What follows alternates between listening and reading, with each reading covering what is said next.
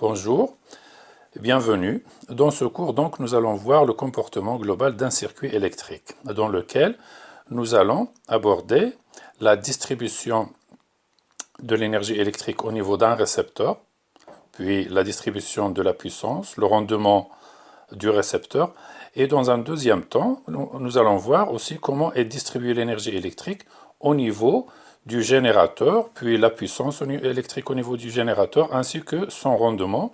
Et dans un dernier chapitre, nous allons voir comment est distribuée l'énergie électrique dans un circuit un circuit simple, un circuit électrique simple, composé d'un générateur et d'un récepteur. Donc nous allons commencer par le récepteur. Premièrement, un récepteur, comme vous allez voir dans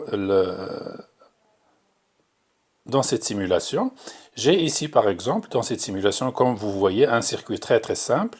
Il est constitué ici d'un générateur, une pile de 4,5 volts. Ici, j'ai comme récepteur un moteur électrique.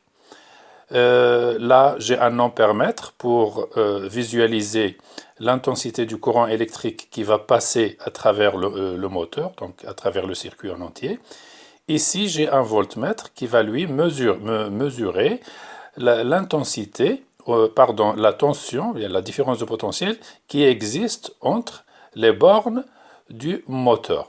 Et là, nous avons un switch, un interrupteur qui va bien sûr ouvrir et fermer le circuit.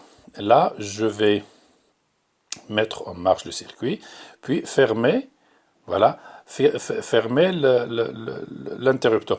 Vous voyez là que nous avons du courant qui passe à travers le moteur. Le courant, il traverse le moteur, comme indiqué dans la simulation, et vous allez voir qu'il y a un courant d'intensité I égale à peu près à 360 mA. Et là, entre les bornes du moteur, nous avons une tension électrique que l'on peut noter U égale à 2,88 volts, donc à peu près 3 volts. Et pourtant, le moteur ne tourne pas. Le moteur, il ne tourne pas, il ne fonctionne pas.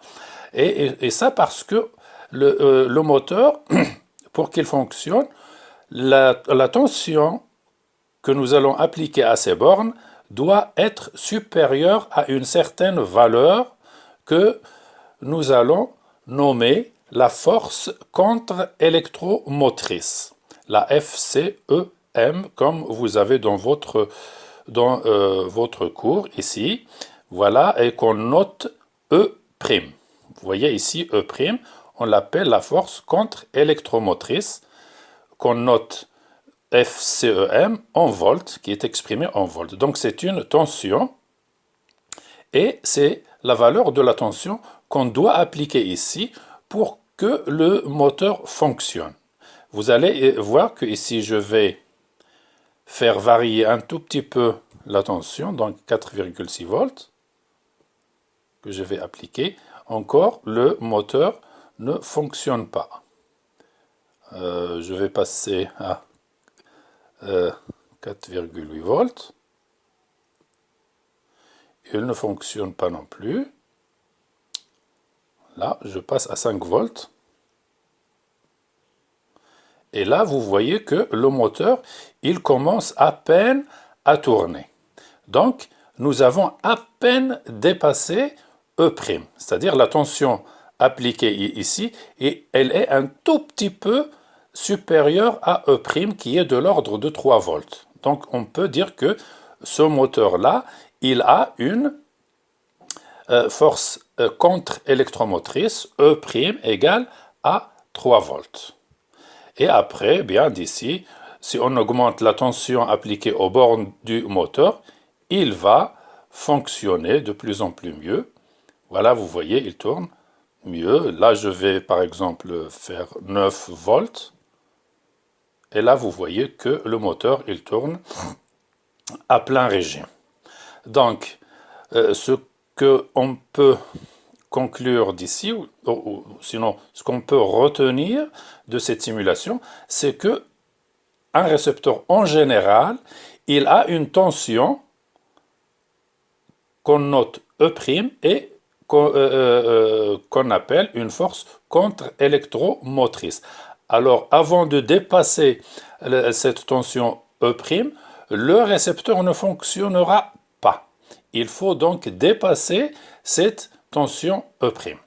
Et puis, le récepteur, il a aussi une résistance interne, parce que là, on voit que la tension, elle est supérieure à 3 volts, et pourtant, elle augmente. En augmentant ici la tension, elle augmente ici aussi. Alors, pourquoi elle augmente? Tout simplement parce que là, le moteur, sinon le récepteur en général, il a une résistance interne, telle que la tension ici, qu'on peut noter U, dans ce cas, elle est égale à E' plus R'I. Voilà ce qui fait que la tension, elle augmente. En augmentant la tension du générateur, la tension UAB aux bornes du moteur, elle augmente aussi. Donc, elle est égale à E'.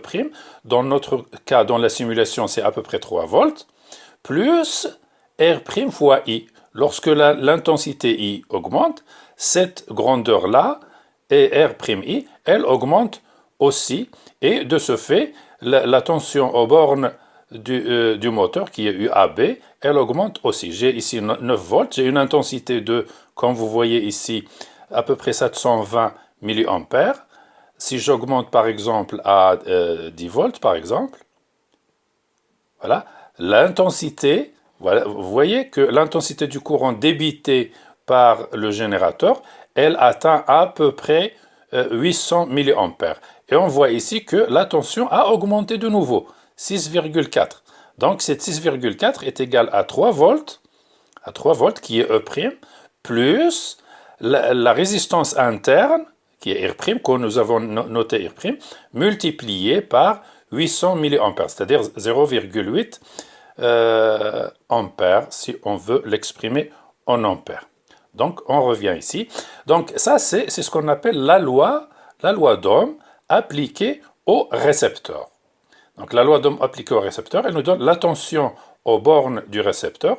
Elle est tout simplement égale à sa force contre-électromotrice, qui est la tension à partir de laquelle il laisse passer le courant, c'est-à-dire il fonctionne, plus R' fois I, qui est la résistance interne, et multipliée par l'intensité du courant qui traverse le récepteur.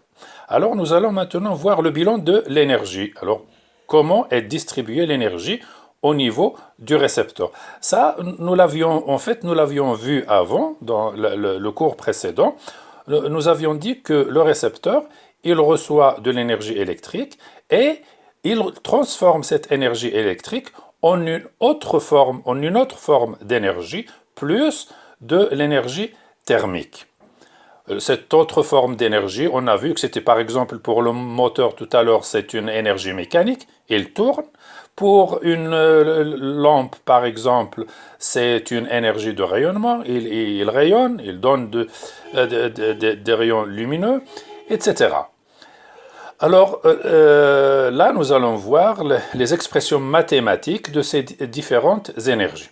Alors nous allons considérer un récepteur qui est parcouru par un courant électrique d'intensité I pendant une durée delta t, c'est-à-dire que le récepteur il fonctionne pendant une durée delta t et qu'il est parcouru par un courant d'intensité I.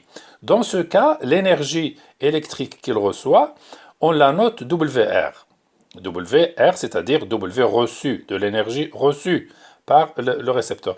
Elle est tout simplement égale à la tension qui existe entre les bornes du récepteur, multipliée par l'intensité du courant qui le traverse et multipliée enfin par la durée de fonctionnement. Parce qu'un récepteur, il consomme de l'énergie, d'autant plus qu'il fonctionne, c'est-à-dire en fonction de la durée de temps delta t. Et on a vu tout à l'heure que UAB est égal à E' plus R'I. En multipliant par I delta T, ça nous donne que UAB multiplié par I delta T est égal tout simplement à E'. On remplace UAB égal à E' plus R'I multiplié par I par delta T.